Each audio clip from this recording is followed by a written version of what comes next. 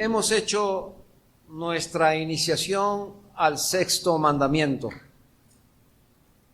Muy fácil de memorizar, muy difícil de cumplir. No matarás. Al iniciar este mandamiento, contemplamos algunas cosas generales acerca de él, pero los quiero llamar a que nos centremos absolutamente en dos cosas que nos demanda este mandamiento. Dos cosas.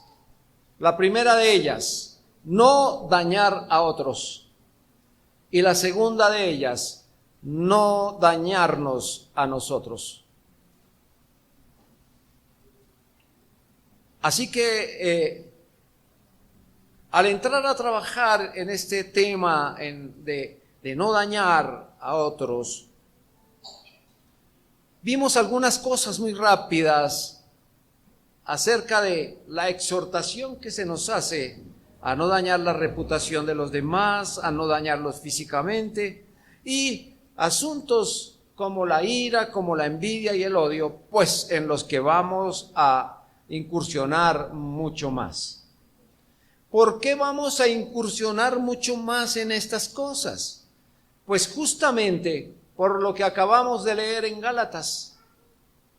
Fíjense que nosotros tenemos todo el carburante, la leña, como decía esta mañana el pastor. Tenemos el explosivo adentro, está la mecha, estamos andando sobre hojarasca y cualquier llama hace reventar ese pecado en nosotros. Es la naturaleza de la que estamos dotados. Entonces ninguno de nosotros podría decir, no, este mandamiento me sobra, aquí no debo poner cuidado porque yo estoy, con libre conciencia andando en el camino del Señor. Pues bien, hermanos,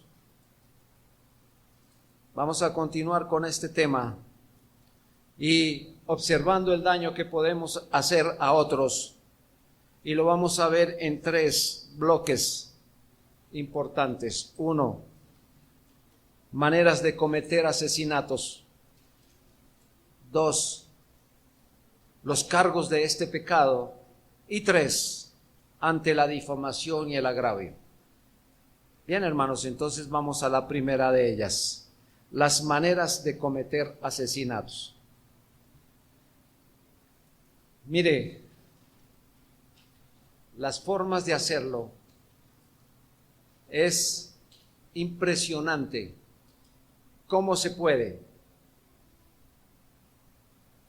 aún estando uno sentado ahí, estando sentado ahí. Pero vamos a mirar al menos 12 de ellas.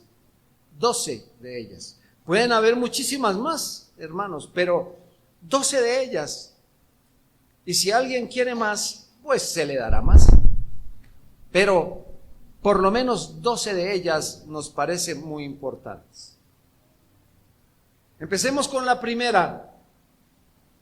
Y la primera de ellas, la Escritura nos describe un caso en que se puede matar a una persona, se puede asesinar a una persona usando solo las manos. Solo las manos. Fíjense en 2 de Samuel, capítulo 20, versículo 10, se nos viene hablando sobre una visita que Joab le hizo a Amasa. Una visita porque Amasa estaba haciendo cosas que no estaban bien vistas por el rey. Y Joab, esos guerreros de David, fue a visitar a Amasa. Y habiendo entendido lo que estaba haciendo, dice, lo llamó, y dice la Escritura, y Amasa no se cuidó de la daga que estaba en la mano de Joab. Y éste le hirió con ella en la 5ª costilla, y derramó sus entrañas por tierra, y cayó muerto sin darle un segundo golpe. Uno dice, bueno, qué bárbaro esa descripción que hay ahí. Y hay otras mucho más fuertes que describe la Escritura. Pero creo que me basta con esto. Pero también, hermanos, me he dado cuenta en nuestra actualidad que no solamente usando un arma, sino usando los puños, usando la fuerza que tienen nuestras manos. Nuestras manos son una poderosa arma. Y si no la sabemos usar, vea, mis hermanos, el daño que podemos hacer con ellas. Bueno, vamos a mirar esto, hermanos, porque muchas veces al usar las manos de manera inadecuada, estamos haciendo o le estamos haciendo a nuestro prójimo un gran daño del cual él no se podrá levantar. Amados, nosotros debemos cuidar muy bien esto que Dios nos dio para usarlo más bien para la gloria del Señor y no para la destrucción de nuestros hermanos, de nuestro prójimo. Recuerden que estamos mirando no dañar a otros. Y con nuestras manos, hermanos, hablemos algo muy sencillo. Hablemos algo muy sencillo. El esposo que se violenta contra su esposa, levanta sus manos y le da un golpe en el rostro. Bueno, el moretón pasa, pero la herida en su alma, díganme ustedes, la manera en que nosotros no solamente estamos elevando nuestras manos al tratar de hacer nuestra justicia, sino también en la manera en que se aplica la disciplina a nuestros hijos. Cuando a nuestros hijos usamos estas para acabar con ellos. Uno como padre tiene una fuerza desmedida y con el uso inapropiado de nuestras manos podemos hacer mucho daño, y no solamente físico, sino también moral, a aquel que el Señor nos dio para cuidarlo. Tengamos mucho cuidado al usar nuestras manos, porque como hemos dicho, se asesina con eso. En segundo lugar, se asesina usando la mente. Les decía, aún desde sentados podemos estar haciendo daño. Recordemos, hermanos, que la malicia es una forma de asesinato mortal. La malicia. Primera de Juan, capítulo 3, versículo 15. Dice la Escritura, todo aquel que aborrece a su hermano es homicida. Y sabéis que ningún homicida tiene vida eterna permanentemente en él. Aquel que aborrece a su hermano, aquel que está mirando cómo hacerle daño a su hermano, cómo hablar mal de su hermano, cómo maldecir a su hermano o a su prójimo, desearle mal al prójimo. Y cuando se hace eso, se desea mal al prójimo, en nuestro corazón es asesinarlo. Cuando estamos deseando el mal para otros. Hermanos, lo que no queremos para nosotros, ¿por qué quererlo para los demás? Hay, hermanos, mucho cuidado con pensar asuntos difíciles. Mira, hace unos momentos atrás, no tan lejos, hubo alguien que le hizo un daño a uno de nuestros hijos y nosotros dijimos, ay, ojalá el Señor lo bendiga. Porque ¿qué piensa uno? Pagar mal por mal, pensar mal para las otras personas. Pero eso es lo que Dios ha puesto en nuestro corazón. Odio para los demás, odio para los que nos hacen mal y amor para quienes van bien con nosotros. No, hermanos, El Señor Jesucristo nos enseñó otra cosa. Y eso es lo que nosotros debemos hacer. 3, se asesina usando la lengua. El hablar para perjudicar a otro es causarle la muerte. Y de eso sí que sabe esta sociedad. Hablar mal de otro. Entre más mal se hable, mucho mejor. Pero no estamos viendo, hermanos, que este es un pecado delante del Señor. Tomemos un ejemplo en la Escritura. Los judíos mataron al Señor Jesucristo cuando lo vituperaron y lo acusaron falsamente ante Pilato. Yo les pregunto a ustedes, ¿cuántos judíos empuñaron la espada, la lanza para matar a Cristo? ¿Cuántos judíos tomaron el martillo para clavar esos clavos en las manos del Señor? Pero con el daño de su lengua hicieron lo que querían. Juan 18:30. Respondieron a Pilato y le dijeron: si este no fuera malhechor, no te lo habríamos entregado. Mire la calificación que le daban al Señor.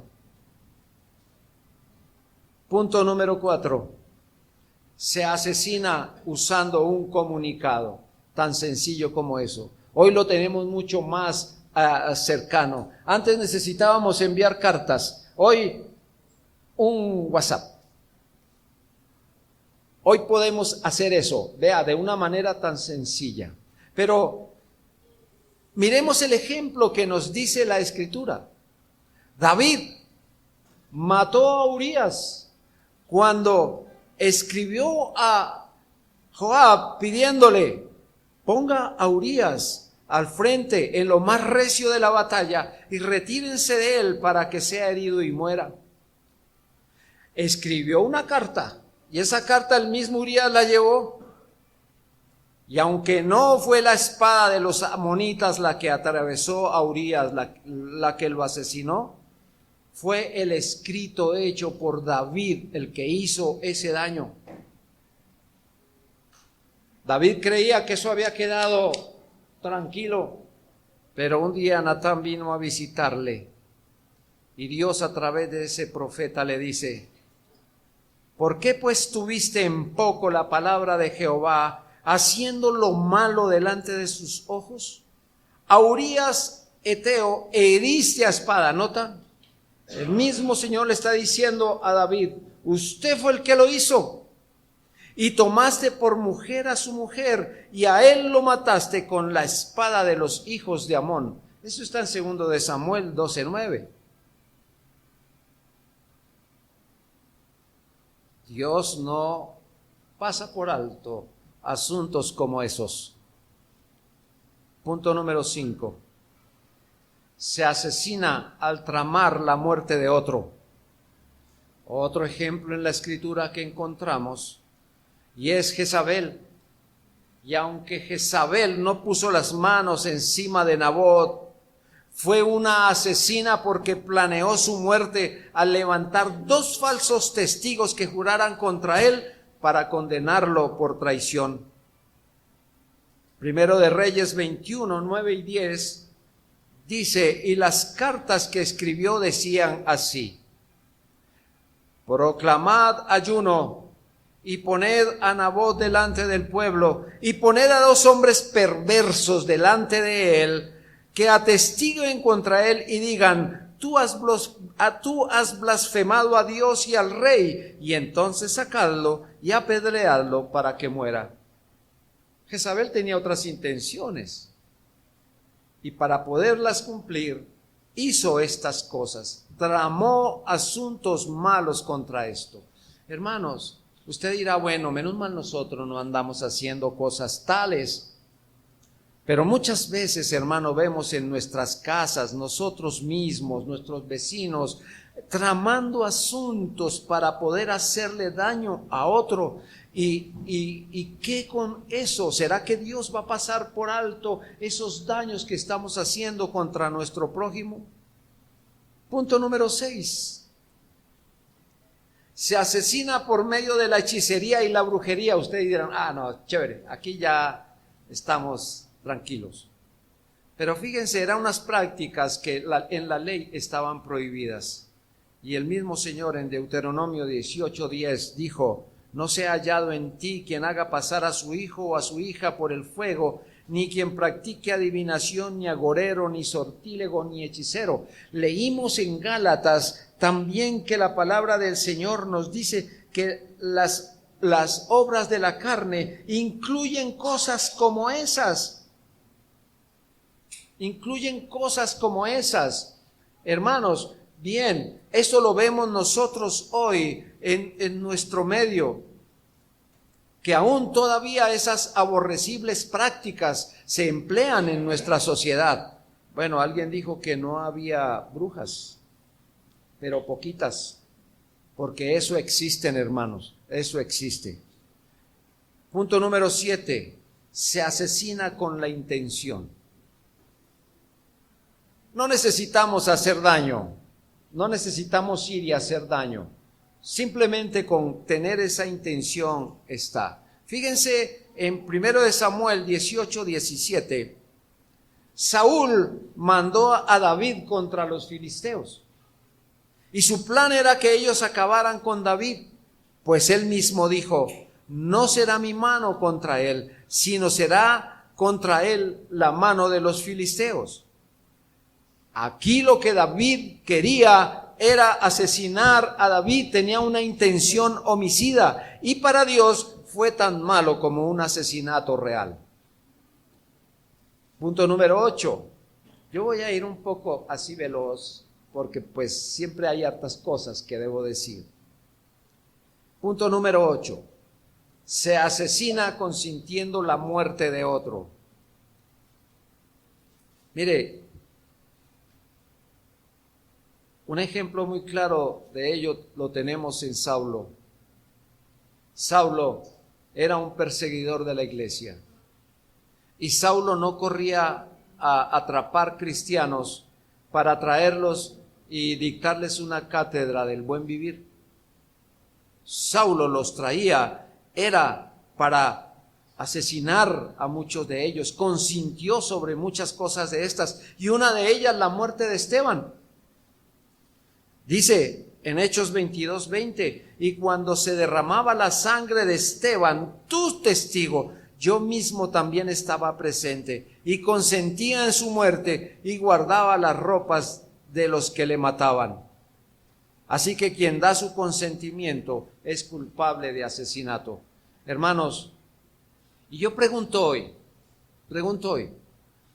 en el hipotético caso que nosotros nos halláramos en un asunto donde está en juego la vida de otro, ¿nos deberíamos inmiscuir?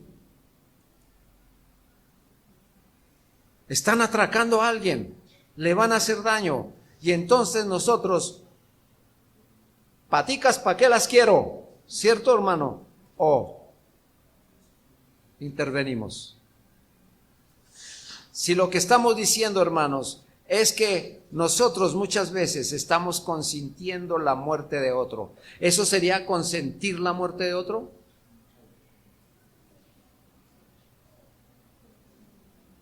Hermanos, muchas veces uno dice, ¿es la vida de él o es la mía? ¿O son las dos? ¿Sí o no? Porque no sabemos en manos de quién estemos. Pero sí podríamos hacer un favor. ¿Verdad, hermanos? Sí podríamos hacer un favor. O al menos gritar. Al menos hacer algo.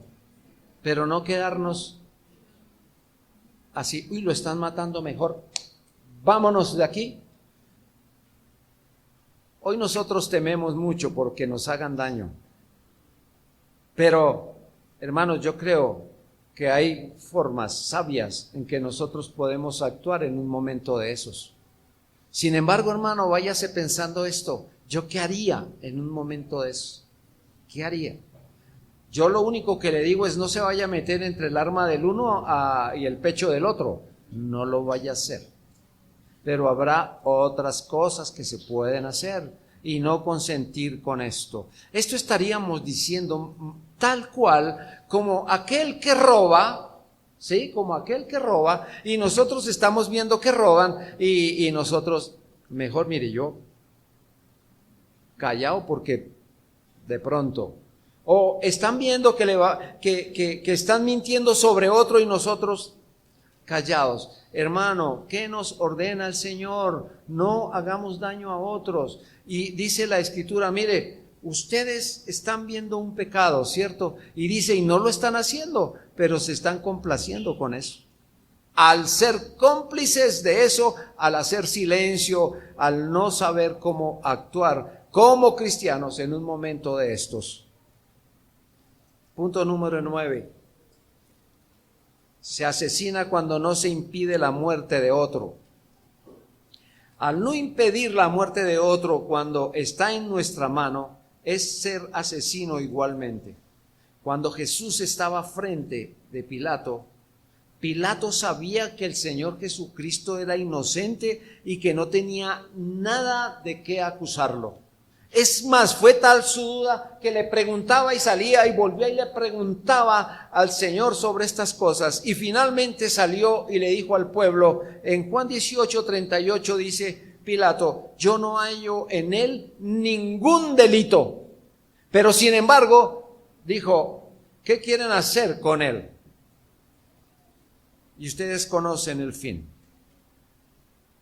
Punto número 10. Se asesina por crueldad. Miren, mis hermanos, es otra forma de asesinar. Cuando se priva de lo necesario para que una persona sobreviva. Cuando se le quita su trabajo, cuando se le quitan las herramientas o los utensilios con que se gana su vida, eso es una manera de asesinarlo. En Deuteronomio 24:6, la palabra dice, no tomarás en prenda la muela del molino. ¿Sabe qué era eso, hermano, la muela del molino? Lo que trituraba lo que tenían que hacer. Si se quitaba eso, ¿con qué iban a trabajar? ¿Con qué iban a sobrevivir? Dice, porque sería tomar en prenda la vida del hombre.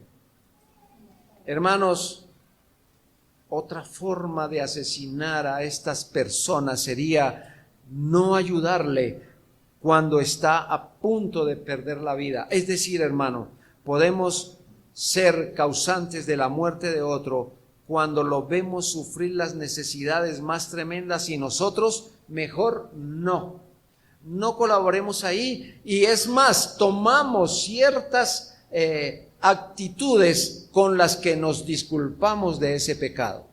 Ah, no, pero es que no le gusta trabajar. Ah, no, pero eso le pasa por pecador. Ah, no, es decir, nosotros somos realmente propios para tener disculpas en esto. Y la afirmación que haríamos, ¿cuántos hay que somos culpables de quebrantar este mandamiento de semejante forma? Cuando hemos visto a otro tener una necesidad tan tremenda y nosotros no hemos acudido en su ayuda. 11. Se asesina al no aplicar la ley. Mire, hermanos, al no aplicar la ley sobre aquellos que han cometido crímenes capitales, y ustedes están viendo hoy en el trono de nuestra república a uno de ellos, y no se le ha hecho justicia a este hombre. Sin embargo, se le atiende como al rey. En nuestra nación es el pan de cada día. Escuchaba yo a la señora alcaldesa que se va, y lo primero que dijo fue, nos hemos sentido huérfanos en estas cuestiones de la seguridad, porque los policías agarran a los ladrones, los llevamos ante el juez, y el juez, más rápido que llegan, más rápido los deja ir. Habiéndolos agarrado con cámaras en flagrancia, haciendo lo que está mal contra la ley, y los jueces los dejan ir. Que porque no cumplen, Bueno, aquí hay un abogado y no quiero discutir con él, pero dice, no han cumplido ciertas cosas para su retención, ¿cómo se llama eso? Que no se ha hecho muy bien el proceso jurídico y entonces por eso lo sueltan. Pero yo digo, si lo hallaron sacando el puñal de la barriga del otro y dicen, no se ha cumplido el arresto bien como debería ser, no se hizo según las normas, hermano, ¿cómo es que eso no se puede hacer? Pero los jueces en nuestra república tenemos asuntos como esos. Y esos señores son igualmente culpables, igual que esos homicidas, por su dudosa sentencia. Uno dice, ellos deberían aplicar la ley porque están puestos, es para eso. Punto número 12. Se asesina con las leyes. Hermanos, ¿cuántos de nuestros niños han sido asesinados en el vientre de sus madres porque las altas cortes han decretado libertad a favor del aborto? Porque las altas cortes han dicho que esas señoras que quedaron embarazadas tienen derecho sobre su propio cuerpo. Asesinos todos ellos. No solo están dictando leyes, sino que patrocinan las muertes de esos niños. Yo me imagino esto, hermano. Esos bebés en esos vientres, cuando les introducen esos venenos, hermano, ¿qué pensarán esos médicos? ¿Qué pensarán todos esos que practican esas cosas? ¿Qué pensarán esas mujeres que se embarazaron y ahora se quieren liberar de sus hijos de esa manera? Un día estarán delante de la justicia de aquel que es la vida. Segundo, cargos de este pecado.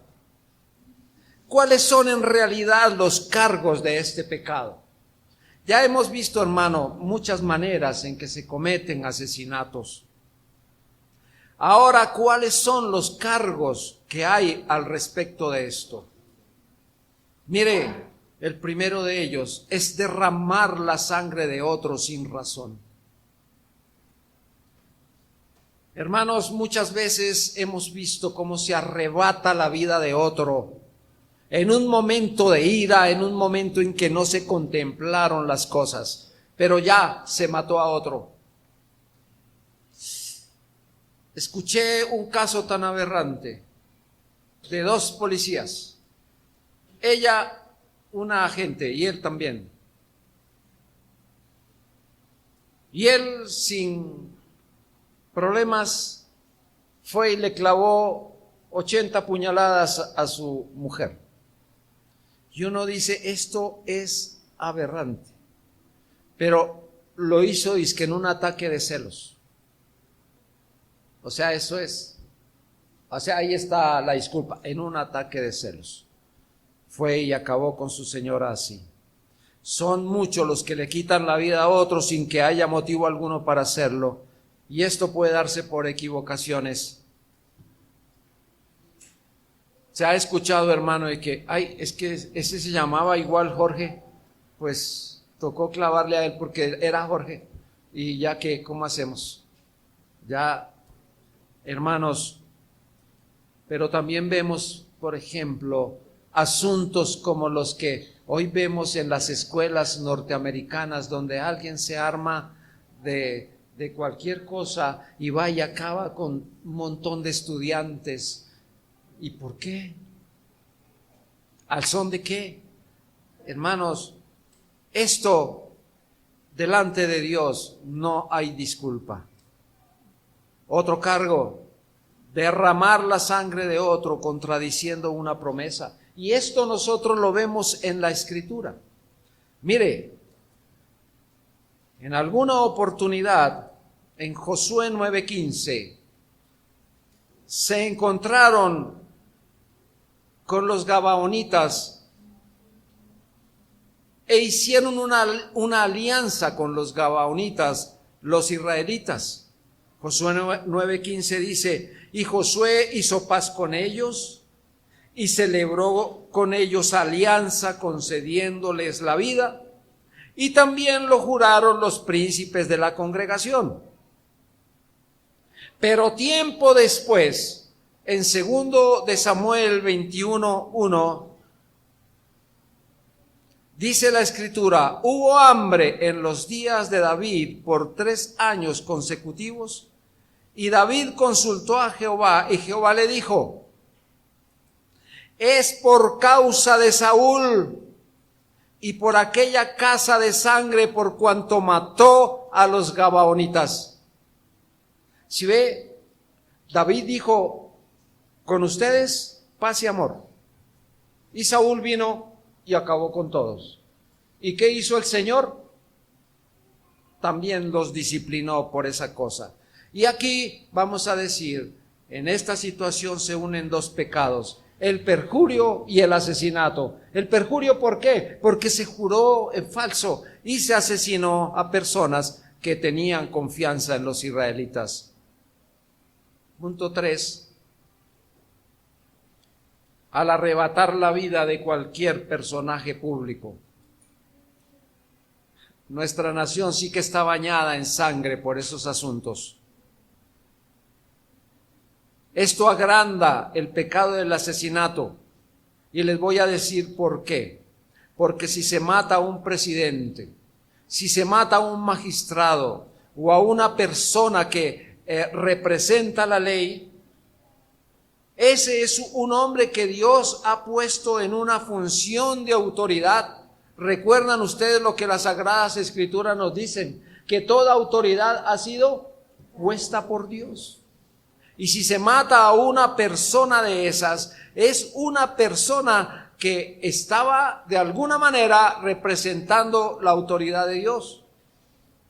Y mayor es el pecado cuando esta víctima representa a Dios en una función sagrada. Porque ese que cumple una función sagrada y viene como embajador, viene en la calidad de un embajador del Rey del Cielo, ahí sí que el problema se agranda. Miremos, por ejemplo, lo que le pasó a Herodes. Herodes sumó uno de sus pecados más horribles a esa gran lista que él tenía, y fue de encarcelar a Juan el Bautista. Y cuando tenía a Juan el Bautista en la cárcel, lo ordenó decapitar.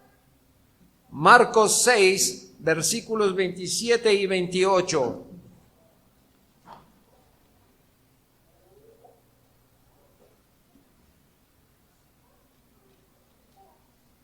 Dice: y enseguida el rey, enviando a uno de la guardia, mandó que fuese traída la cabeza de Juan. El guarda fue, le decapitó en la cárcel y trajo su cabeza en un plato. Todo para complacer a una bailarina pecadora.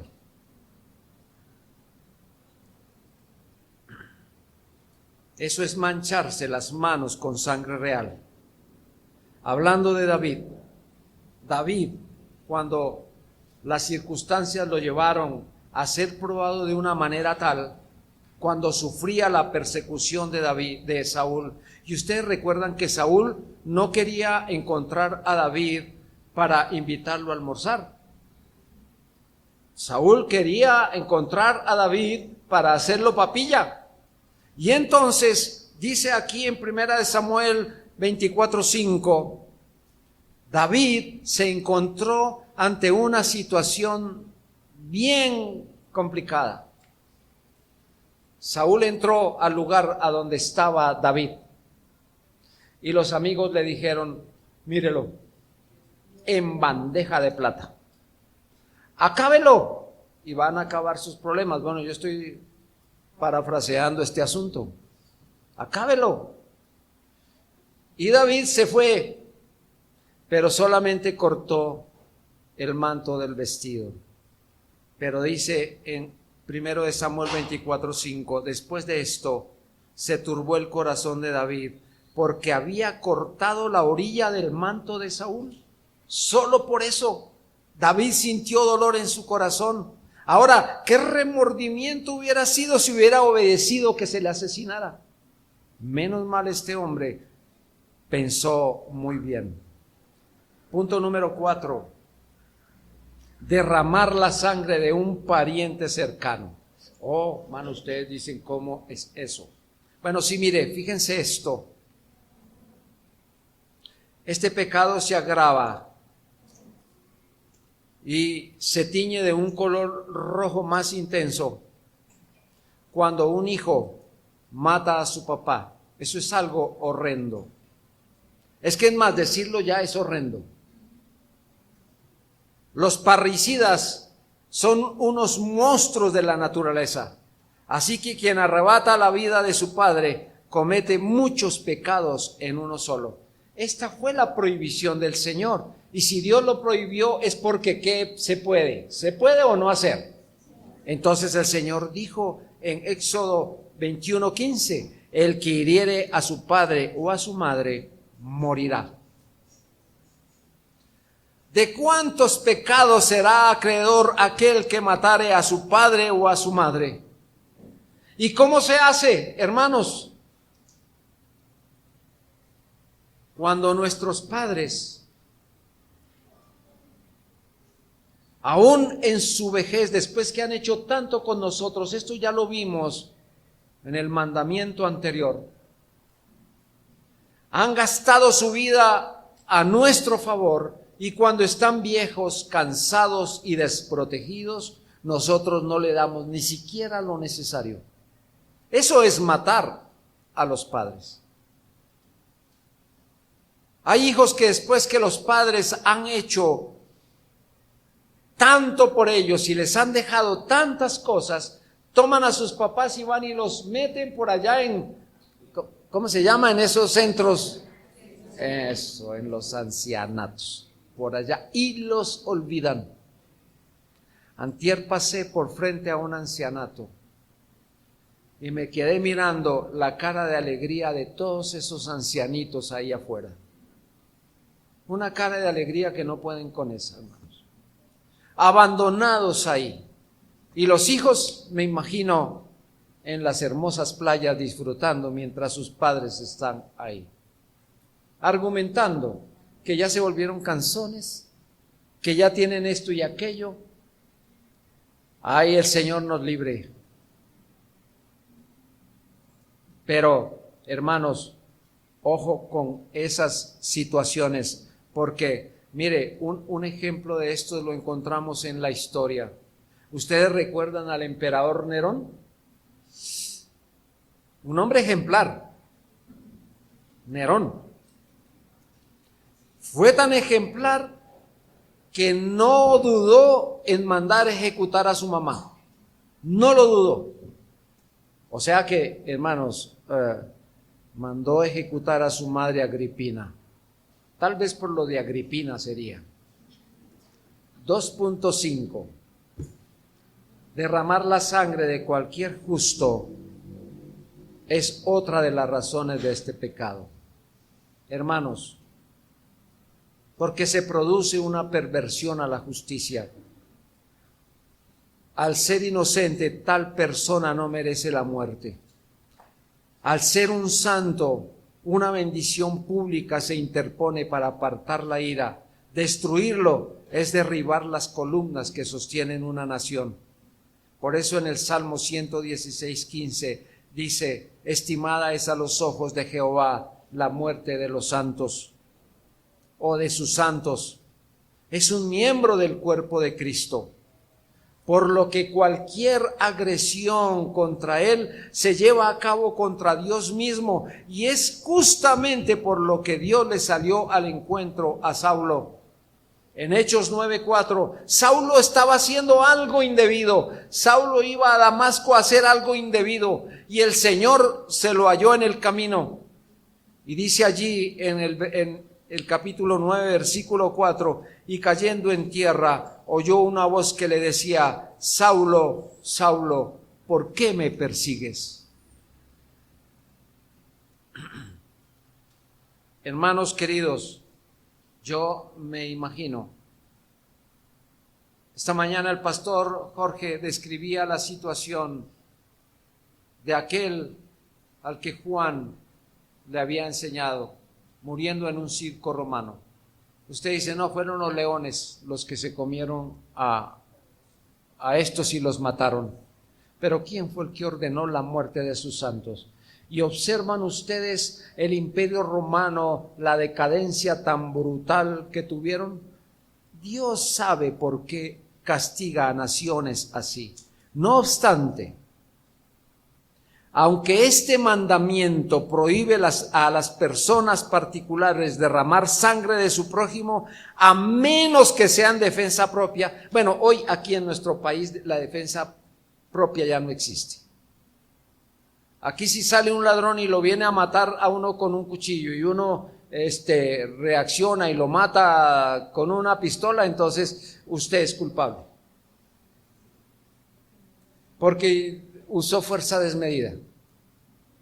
Y entonces el juez: y usted lo mató con fuerza desmedida. Sí, porque es que yo no le pregunté si verdad me iba a clavar el puñal o no. O sea, y si estaba oxidado o no, cuántos metros tenía de largo o no. No, hermano, ¿cómo se va a poner uno a pensar esto? Y si viene a matarlo con un puñal, hermano, usted, espere, ¿usted realmente me va a matar? ¿De cuánto es su puñal de largo y yo consigo otro? Sí, sería que nos podemos poner a negociar en ese momento, hermanos. Vea, esto es ya defensa propia, aquí ya no se puede aducir, ¿verdad, abogado? Ya es muy difícil que eso pase. Hermanos, pero matar a un criminal no es un asesinato, pero la ley nos puede castigar por eso. No es un asesinato, eso es justicia. Hermanos, vea, si un particular saca su espada, si desenvaina su espada, peca. Pero si es una persona con autoridad, peca si la guarda. Ahora, el gobernante no debe permitir bajo ninguna circunstancia que la espada de la justicia se oxide en la vaina. Él no puede darse ese lujo. Tal como no debe permitir que la espada sea demasiado afilada por su severidad, ni tampoco debe dejar que sea demasiado roma por su excesiva indulgencia. La autoridad debe tener un equilibrio. Este mandamiento tampoco prohíbe la guerra justa. Ahora miremos, ustedes miran lo que está pasando en Medio Oriente y algunos dicen: esos israelitas son asesinos, y los otros del otro bando dicen: los de Hamás sí que lo son. Mire, hermanos, están en una guerra, y una guerra, hermano, es lo que Dios ha permitido. ¿Sabe por qué? Porque cuando los pecados de los hombres están maduros y la abundancia ha conducido a ese exceso, Dios dice en Ezequiel 14:17: si yo trajere espada sobre la tierra y dijere: espada pasa por la tierra, e hiciere cortar de ella hombres y bestias. Mire, el Señor incitó guerra entre las tribus de Israel y Benjamín. Cuando la iniquidad de los amorreos se había rebosado, envió a Israel a luchar contra ellos. Jueces 11:21. Pero Jehová, Dios de Israel, entregó a Sehón y a todo su pueblo en mano de Israel y los derrotó. Y se apoderó Israel de toda la tierra de los amorreos que habitaban en aquel país. ¿Quién incitó a esa guerra? Dios. ¿Quién proporciona estas cosas? El Señor permite todo esto porque hay que hacer purgas en diferentes lugares. Pero hermanos, cuando nosotros observamos el suelo de nuestra nación teñido de rojo por las masacres, por los continuos asesinatos, a diestra y siniestra. Esto debería causar duelo entre quienes lo habitamos, porque este país ha sido profanado por la sangre.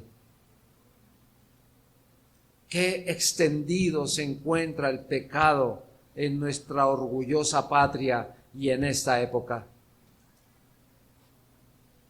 Aquí en nuestra Colombia, los pecados se escriben con sangre de todo tipo de hombres, mujeres y niños.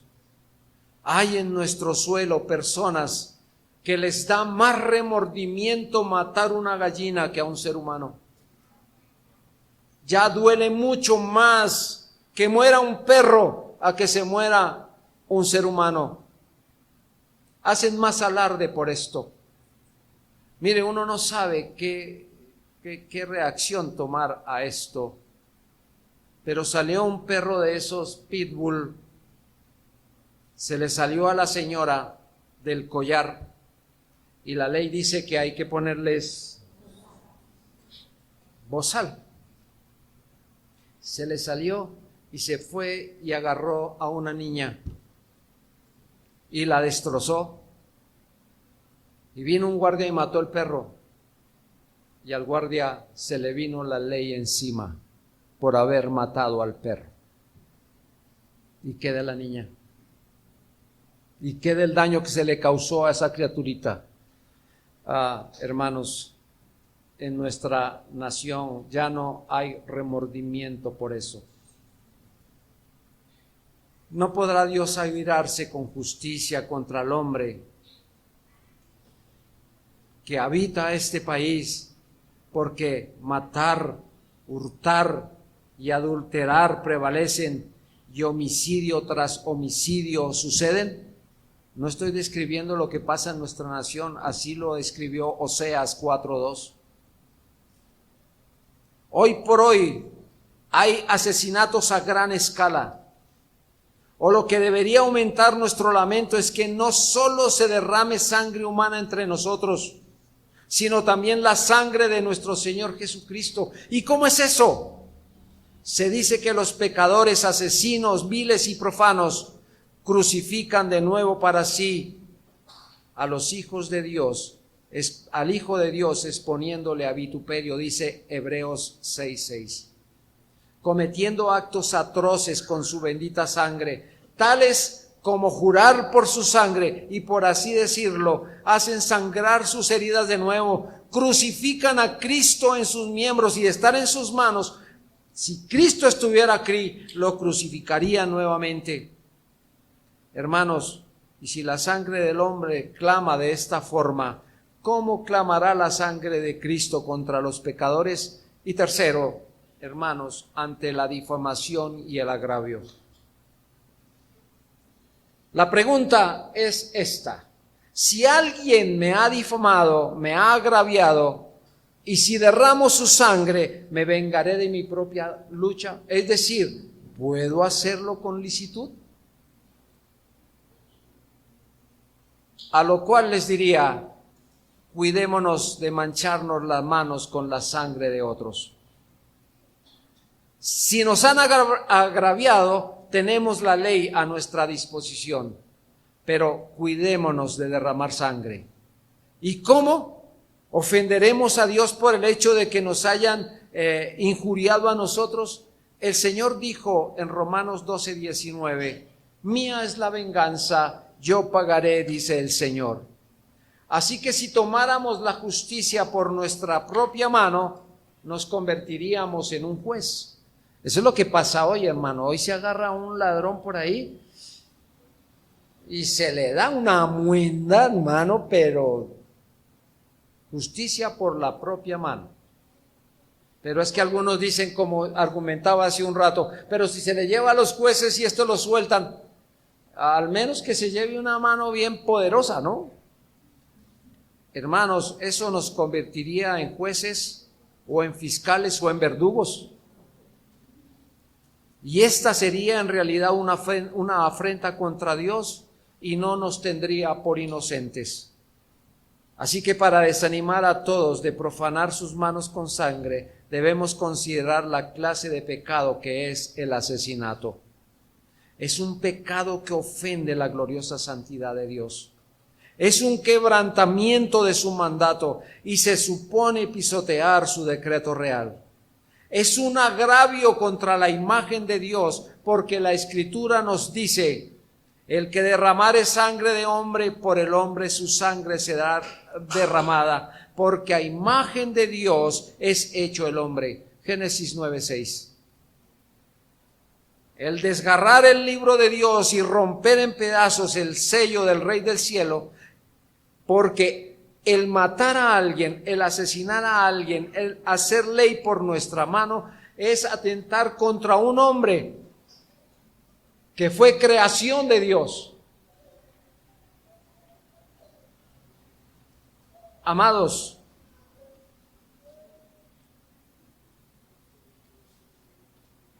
debemos recordar que nosotros somos el templo del Señor.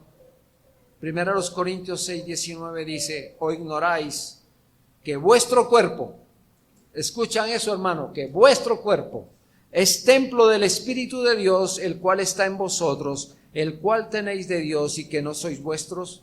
El homicida destruye el templo de Dios. ¿Tolerará Dios semejante afrenta por parte de un montón de polvo orgulloso? ¿Dios se agradará de eso? Bien, hermanos, continuaremos con este mandamiento cuando el Señor nos siga dando permiso, pero concluyamos con esto, amados. Una conclusión muy corta, pero debo decirles, habiendo visto las diferentes maneras como se hace correr la sangre en el suelo del mundo de Dios, por hombres y mujeres alejados del temor a Dios, envueltos en la más fatídica de sus acciones contra el ser humano y, por supuesto, ofendiendo a nuestro buen Señor y Creador, no cabe más que esperar la ira de su gloriosa y temeraria justicia sobre aquellos que así proceden. Pues cuando se mata a un hombre o a una mujer, algo único queda destruido. Algo único. Recuerden, hermanos, nosotros cuántas vidas tenemos. Y si se acaba esa vida, esa no se vuelve a repetir. Así que esta queda eliminada. Cuando Dios creó al hombre, le dio la capacidad para comunicarse con él, su capacidad para pensar y razonar. Esa era la intención de Dios al crear al hombre a su imagen y semejanza. Y destruir lo que Dios creó es destruir algo que Dios hizo como Él mismo, y es burlarse del Creador. Y termino con esto, hermanos, con este ejemplo. Si usted entrara en la galería de arte de un artista privado que con esfuerzo hizo todas aquellas cosas y que las tiene en exposición, y usted llega y rompe en pedazos todas esas creaciones de ese hombre, ¿pensarían ustedes que están insultando con eso al artista? ¿Pensarían que el artista se está sintiendo ofendido por nada? Hermanos, destruir un ser humano es destruir la imagen de Dios, y es un insulto grave para nuestro Creador y Señor. Así que pensemos de todas las maneras en que podemos nosotros estar incurriendo en este pecado. Pero tranquilos, adelante vamos a seguir hablando sobre muchas más cosas sobre esto. Que Dios nos ayude, hermanos, no solamente a oír, sino a tener cuidado de hacer asuntos que van en contra del Señor. Oremos, hermanos.